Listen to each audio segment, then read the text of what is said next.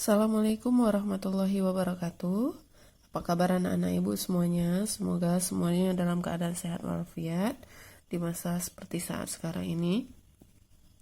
Walaupun demikian kita tetap harus semangat belajar ya. Oke, hari ini pembahasan yang akan kita bahas yaitu tentang persamaan trigonometri lanjutan yang bab sebelumnya.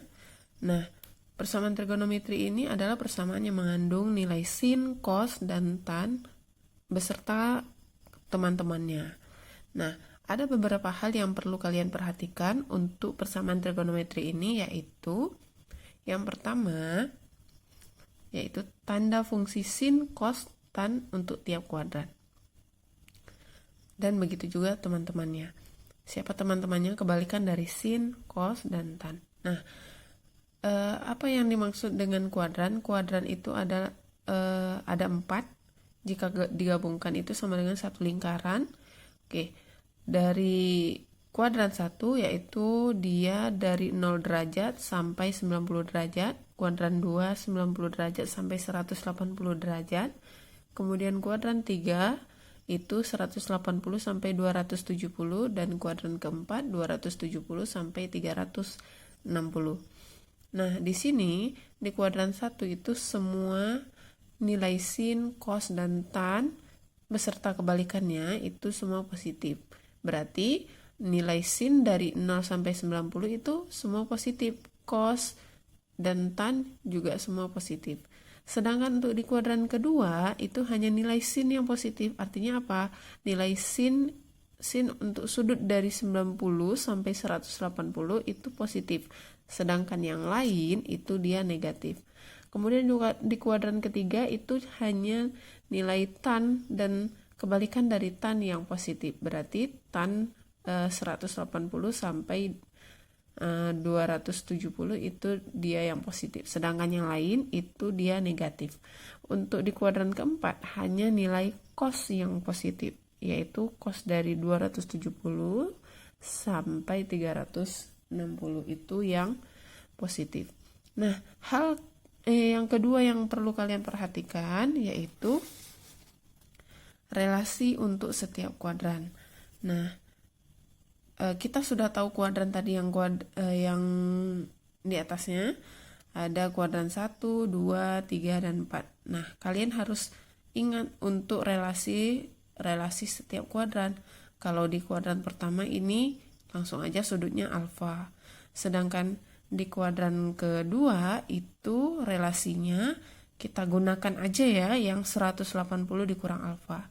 Sedangkan ada satu lagi relasi yang bisa kita gunakan yaitu 90 ditambah alfa. Namun biar lebih gampang kita pakai yang garis lurus ini. Garis lurus di sini tadi sudutnya 360 dan yang di sebelah sini itu sudutnya 180. Berarti kita gunakan relasi 2 ini aja. Kenapa? Kalau kita pakai yang 2 ini itu nanti dia sin, cos, dan tangannya tidak berubah. Oke, kita lanjut. Hal yang ketiga yang perlu kalian perhatikan yaitu sudut-sudut istimewa. Nah, ini kalau misalnya dalam trigonometri ini wajib kalian hafal. Nah, untuk alfanya itu sudut-sudut istimewanya itu ada 0, 30, 45, 60, dan 90. Nah, berarti sin 0 derajat itu hasilnya 0, sin 30 hasilnya setengah, sin 45 itu setengah akar 2, sin 60 itu setengah akar 3, kemudian sin 90 itu sama dengan 1. Sedangkan cos itu kebalikan dari sin. Nah, kalau ini 0 sampai dengan 1 berarti cos dari 1 sampai 0.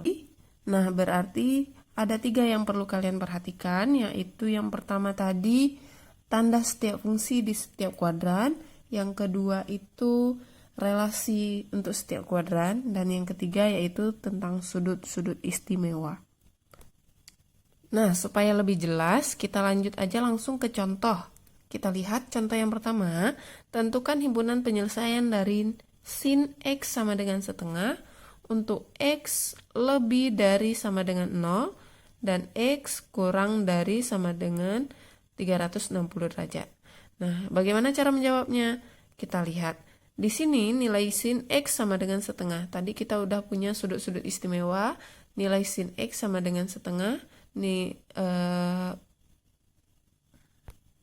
Ya, kita tadi sudah punya nilai sudut-sudut istimewa, berarti nilai sin X sama dengan setengah itu, sin berapa yang hasilnya setengah? Ya, sin 30. Jadi, sin X sama dengan sin 30. Nah, kita lihat di sini. Setelah kita sudah tahu dia sudutnya berapa, kita lihat lagi di soal. Di soal ini nilai sin X sama dengan setengah. Nilai hasilnya positif. Berarti kita kembali ke syarat yang pertama, yaitu letak nilai sin yang positif. Ya, di kuadran 1 dan di kuadran kedua. Nah, berarti di kuadran 1 ini dia 30 sudah. Kemudian di kuadran kedua kita lihat relasi kuadran, berarti 180 dikurang 30, berarti 150. Nah, langsung saja himpunan penyelesaiannya 30 dan 150. Kenapa hanya ini, hanya 2? Karena nilai sin yang positif itu hanya letaknya di kuadran 1 dan kuadran kedua. Nah, jadi di sini kita punya syarat, yaitu pertama kita tentukan dia X-nya ini berapa, kemudian tentukan dia positif atau negatif, baru kita gunakan relasi kuadran. Nah, kemudian langsung aja tinggal kita selesaikan. Ya, kita lanjut ke yang kedua. Tentukan himpunan penyelesaian dari cos X sama dengan min setengah akar 2. Nah, kita lihat. Cos X sama dengan min setengah akar 2. Kita jangan hiraukan dulu X-nya, jangan hiraukan dulu min-nya, tapi kita lihat nilai hasilnya. Cos X sama dengan setengah akar 2. Setengah akar 2 itu cos dari berapa? Cos dari 45. Nah, berarti langsung aja cos X sama dengan cos 45.